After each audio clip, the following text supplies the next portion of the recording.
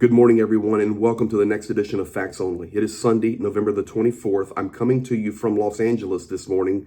Long travel day yesterday from Pennsylvania, and today I'm in meetings here all day. Tomorrow morning I will be returning to Pennsylvania. And I'll tell you this right now. I've got some interesting facts coming in on Volodymyr Zelenskyy, Donald Trump, McCaul, and you need to pay attention to what I'm going to share with you at the very end in regard to Russia and Syria. You need to pay attention because it can and will affect the war in Ukraine. I will tell you this, please, if you haven't subscribed, please subscribe. Turn the notification bell on. Join our Discord. Today, I am actually meeting with Koreans here in Los Angeles. And I am looking forward to the opportunity to ask Koreans about North Korea, about Kim Jong-un, about that war machine, and get the Korean perspective on North Korea. So it's going to be very interesting. Look for that. I'm going to do my best to get that accomplished today. Let's jump right in. First, we're going to talk about Volodymyr Zelenskyy and Donald Trump. Volodymyr Zelenskyy coming out over the last 24 hours or so and saying, guys, please be patient.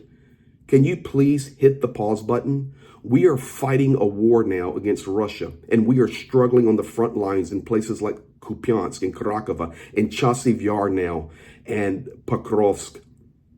Everyone in the world is screaming from the rooftops about what's going to happen on January the 20th. He says, relax, patience. We were just given the green light with the ATACMS. We were given the green light with other Western missile systems from Great Britain and France. We're doing a good job. We're striking Kursk. We're trying to take more territory there that will give us influence going into the new year. But please be patient. We are fighting a war today, November the 24th, not January the 20th. So really good wisdom there from Volodymyr Zelenskyy. These are facts. What he actually said was when January comes, we will see the Trump proposals. Regardless, pay attention. Regardless, we will have a plan to end this war. And remember, Zelensky's plan is what? Victory plan, not plan of defeat. Come on, guys. Keep the faith here now. Ukraine has every chance to end the war next year, he says, and in January, we will analyze the proposals. Just because something gets proposed doesn't mean that's what we do. Just because there's a negotiation doesn't mean that's the end result. This is how the world works. We talk about it, we work on it, and then we come up with plans. He did say also that Putin confirming has set the task for the Russian army to kick Ukraine out of the Kursk region by January 20th, 2025. Volodymyr Zelenskyy confirming that. And this is very important for Ukraine to hold on to the Kursk region there in Russia. Why? Negotiating.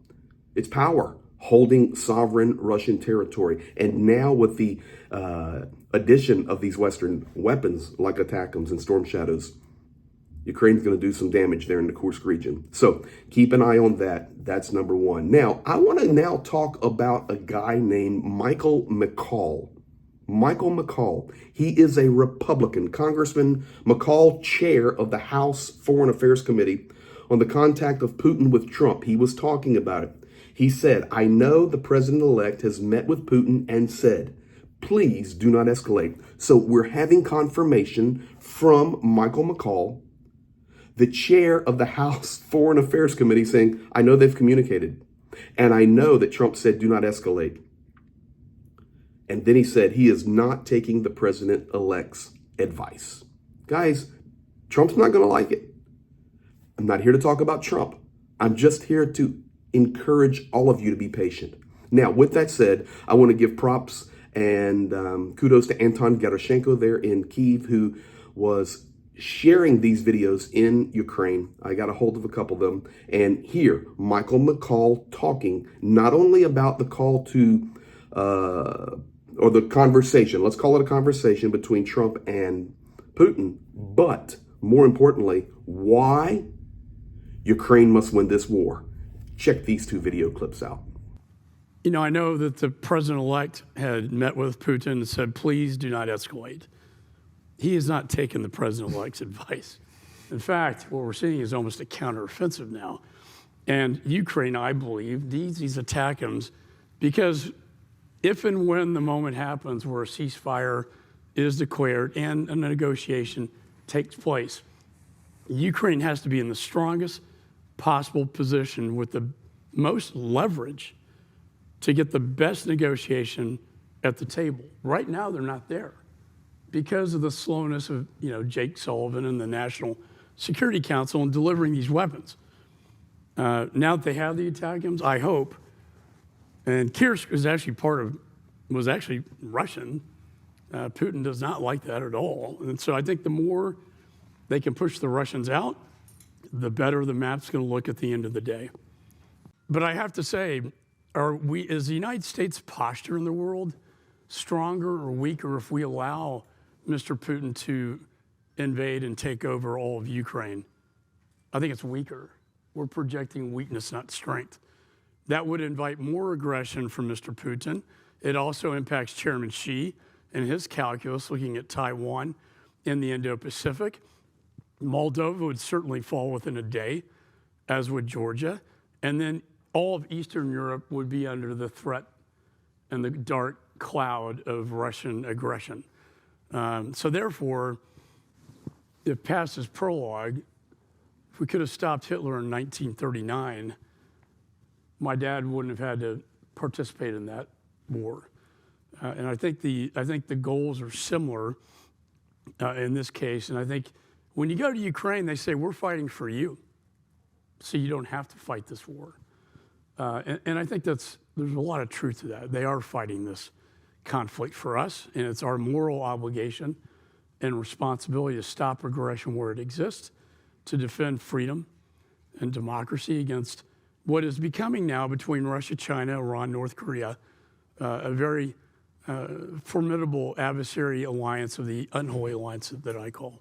So guys, there you have it. That is coming from Congressman McCaul. And yes, he is a Republican.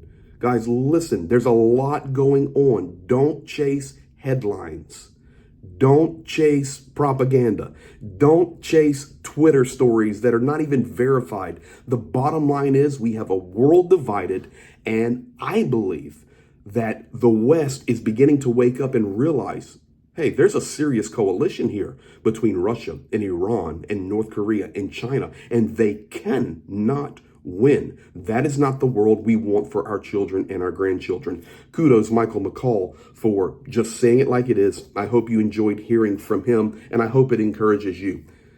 Third fact of the day, Vladimir Zelenskyy, getting right down to it. And I'm telling you from my time running the front lines, and I will be there right after Christmas, back on the front lines again. This is gold. This is gold. Zelenskyy ripping it, saying generals should be in the trenches. A general who has not been in the trenches is not a general for me, despite his experience. Zelenskyy on changing approaches to management in the armed forces of Ukraine. According to him, currently, the commander-in-chief of the armed forces of Ukraine, Syrsky, has the task to reduce bureaucracy in the army. You will hear more structural changes coming soon. They're already doing it. They're going to different systems. Guys, because I'm going to shoot straight with you now. Sometimes it's very chaotic in the Ukrainian army because there are remnants of decades and decades of Soviet mentality, and it is being purged out day by day by day. It's not easy. But Volodymyr Zelenskyy doing a phenomenal job leading. Kudos to you, President Zelenskyy, and kudos for calling it, because that is the cry of the Ukrainian soldiers. I need my commander to come here. I need my major to come here. I need my colonel to come here. I need my general to come here.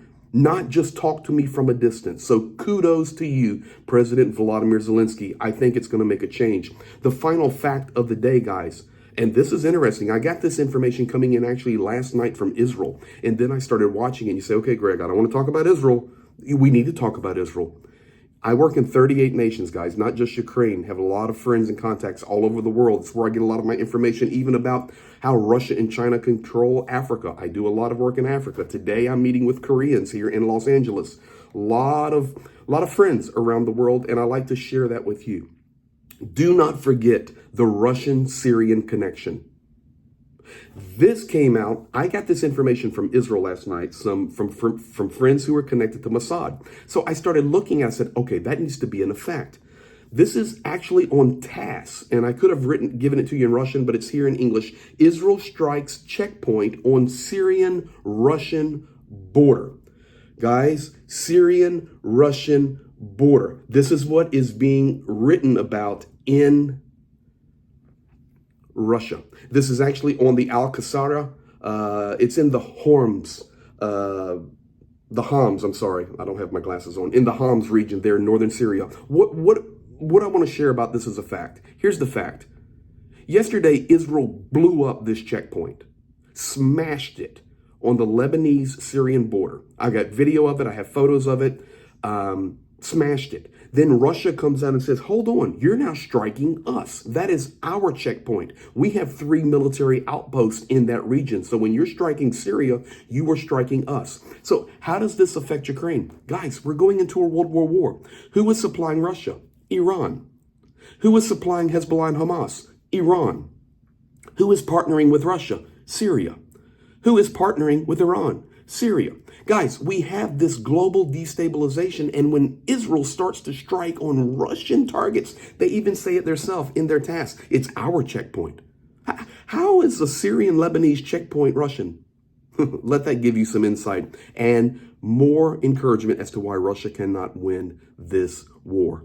But I'm telling you, there could be a wild card here. Keep your eye on Israel and Syria and Lebanon and Iran and Hezbollah and Hamas. It 100% affects the war in Ukraine. 80% of the weapons that Hezbollah is using are Russian manufactured and newly manufactured. The weapons are flowing everywhere. And when these nations start to come together and the coalition builds even stronger, the world's going to change. We must be prepared. So be encouraged today. Be patient today. A lot of good news on the facts today. World beginning to wake up and stand with Ukraine. You guys have a blessed day. Once again, remember, hit that subscribe button and turn the bell on, because I'm really hoping to be able to ask the Koreans some questions about Kim Jong-un. And if so, I'll put it up. I guess it would be a facts-only video or an additional video. It would definitely be an opinion video, but from a Korean about North Korea. So thank you guys. Be blessed. Have a great day, and keep the faith. The best is yet to come.